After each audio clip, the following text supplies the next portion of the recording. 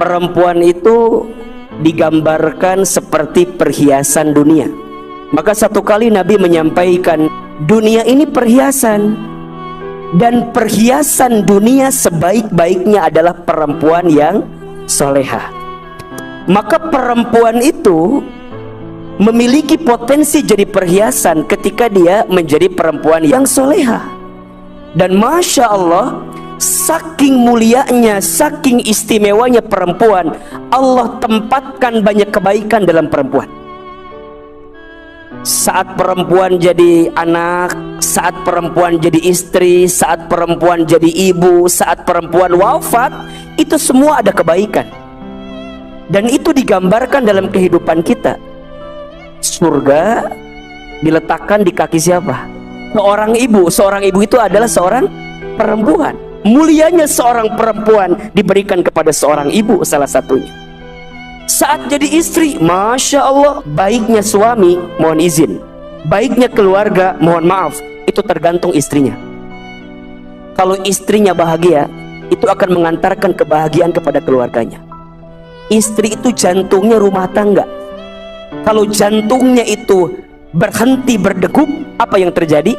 Berhenti kehidupan, betul? Begitupun istri. Istri bahagia, bahagia suami. Jadi luar biasa seorang istri itu. Maka di antara doa mustajab, salah satunya apa? Doa seorang istri kepada suaminya. Dan mohon maaf, suami itu bisa berbuat apa-apa tergantung istrinya. Suami sukses biasanya karena istrinya. Suami hebat biasanya karena istrinya. Maka hati-hati ya bunda, teteh sayang, ketika kita menjadi seorang istri, kita punya potensi untuk menjadi seperti apa di samping suami kita. Apakah menjadi orang yang mengantarkan kebaikan kepada suami kita, atau jadi orang yang mengantarkan keburukan kepada suami kita? Yang jelas poinnya, saat kita menjadi istri, harusnya kita menjadi seseorang yang bisa mengantarkan kebaikan kepada suami kita, kepada keluarga kita. Baiknya seorang suami tergantung istrinya. Baiknya seorang suami bagaimana keadaan istrinya. Dan buruknya seorang suami itu bisa dipengaruhi oleh siapa? Istrinya. Maka sekarang Ahilman tanya, istri itu posisinya di rumah tangga penting atau tidak? Penting banget. Sehingga begitupun posisi istri yang bisa mengantarkan rezeki bagi suaminya. Ada 10 sifat istri yang bisa membawa rezeki bagi suami. Yang pertama, istri yang pandai bersyukur. Apa itu syukur? Syukur itu berterima kasih kepada Allah, kepada suami. Banyak di antara kita yang tidak pandai berterima kasih kepada suami. Padahal cara kita berterima kasih kepada suami itu mendatangkan rezeki terbaik untuk kita. Kalau banyak mengeluh, evaluasi. Boleh jadi itu yang menghambat datangnya rezeki kepada keluarga kita. Gimana cara bersyukur? Syukur dengan hati. Bagaimana caranya? Melapangkan hati bahwa semua yang ada dalam hidup kita itu semua dari siapa? Allah. Bunda bersyukur jadi istri. Bunda udah belum bersyukur jadi istri? Atau lebih sibuk bersyukur dengan apa yang diberi oleh suami saja? Padahal kita lupa, bersyukur jadi istri aja luar biasa. Bunda catat baik-baik ya, punya suami itu nikmat. Ternyata bunda yang sekarang mohon maaf sedang punya masalah, kemudian ngerasa udah pengen pisah aja, pengen selesai aja. Mohon maaf ya, jangan mudah mengatakan pisah kepada suami kita, karena ada ujian di rumah tangga kita. Masalah di rumah tangga itu biasa, nggak apa-apa. Rumah tangga sakinah itu bukan yang tidak ada masalah. Rumah tangga sakinah itu rumah tangga yang bisa menggali hikmah di balik masalah yang didatangkan di rumah tangga kita. Bunda, rumah tangga itu menyatukan dua aku jadi satu kita. Bukan lagi ego, bukan lagi bicara kamu harus sama kayak aku akan sama seperti kayak kamu. Justru rumah tangga itu disatukan karena kita berbeda. Terus gimana Ustadz? Kalau ada masalah, terima masalah itu, jadikan hikmah di balik masalah kita. Dan itu yang bisa menjadikan kita dewasa. Dan itu bermula dari hati yang penuh syukur. Suami bunda dititipkan oleh Allah sama kita. Kenapa? Karena menurut Allah kita yang butuh dengan keadaan suami yang sekarang. Allah itu tidak memberi apa yang kita inginkan, tapi Allah memberi apa yang kita butuhkan. Jadi kalau bunda minta sama Allah pengennya A, yang datang B, karena menurut Allah yang B itu lebih bunda butuhkan dibanding yang A. Maka mulai hari ini, kalau bunda ingin membawa rezeki bagi suami, jadi hati yang pandai bersyukur dengan apa yang suami kita berikan. Maka mulai hari ini belajar jadi istri yang pandai bersyukur, niscaya akan membawa rezeki bagi suami kita. Yang kedua, sifat istri yang membawa rizki bagi suami, istri yang tawakal kepada Allah. Bunda, tawakal itu artinya berserah diri kepada Allah, bersandar kepada Allah setelah melakukan usaha yang maksimal. Berarti patokannya adalah usaha itu harus, ikhtiar itu harus, tapi hasil biarkan Allah yang menentukan. Maka bunda, ketika suami berikhtiar, itu adalah kewajiban bagi suami kita. Hasilnya yang diberikan kepada kita itu adalah ketentuan dari Allah. Maka bunda belajar untuk berserah kepada Allah dengan hasil yang suami kita berikan. Banyak di antara kita, mohon maaf ya, menuntut sesuatu padahal sesuatu itu di luar daripada kemampuan pasangan kita. Setiap istri itu membawa rezekinya masing-masing untuk suami. Oleh karena itu, berapapun yang suami kita berikan, belajar untuk menerima itu, belajar untuk merasa cukup dengan apa yang Allah beri melalui suami kita. Berarti yang perlu dimanage apa? Keinginan kita. Ternyata penyakit rumah tangga kita yang menghambat datangnya rezeki karena tidak pernah merasa cukup dengan apa yang Allah beri dan tidak berserah kepada Allah. Berserah itu pastikan tujuannya, maksimalkan usahanya, langitkan doanya, hasilnya serahkan kepada Allah. Itu namanya tawakal. Kalau bunda belajar menerima apa yang Allah beri, berserah kepada Allah, maka Allah cukupkan kebutuhannya. 3. Istri yang bisa membawa rezeki bagi suami adalah istri yang taat ibadah kepada Allah. Ngaji bunda seperti ini mengundang rezeki bagi suami kita. Makanya kadang-kadang, wahai para suami, mohon maaf ya, jangan kalian sombong dengan apa yang kalian dapatkan. Boleh jadi apa yang kalian dapatkan hari ini karena undangan ibadah dari istri Anda di rumah. Mungkin kita capek, tapi istri kita yang taat ibadahnya kepada Allah. Setiap malam sholat tahajud, setiap pagi sholat duha. Mungkin doa istrimu yang sampai kepada Allah sehingga mengantarkan rezeki bagi para suaminya. Maka istri yang taat ibadah kepada Allah luar biasa. Maka mulai hari ini bunda jadikan setiap kebersamaan di rumah tangga itu adalah ibadah. Rumah tangga itu ibadah yang paling lama, dan itu hanya didapatkan di rumah tangga. Pahalanya banyak.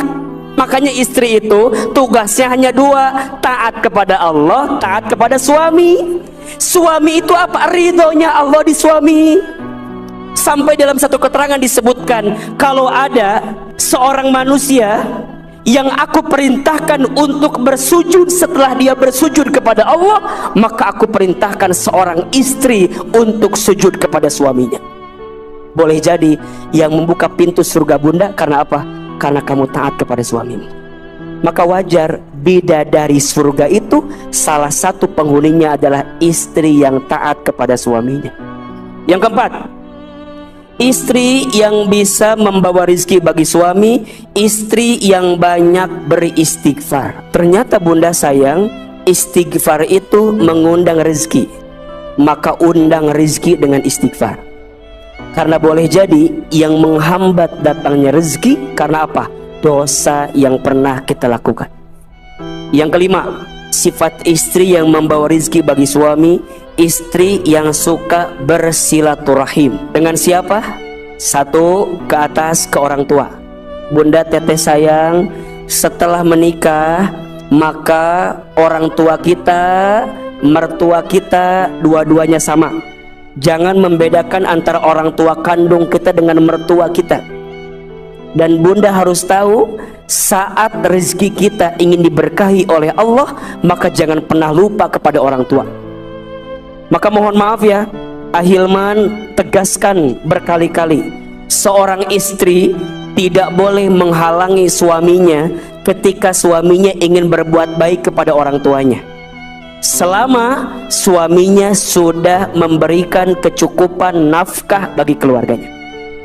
Apalagi jika orang tuanya sulit, haram hukumnya kalau bunda menghalangi suami kita untuk berbuat baik kepada orang tuanya.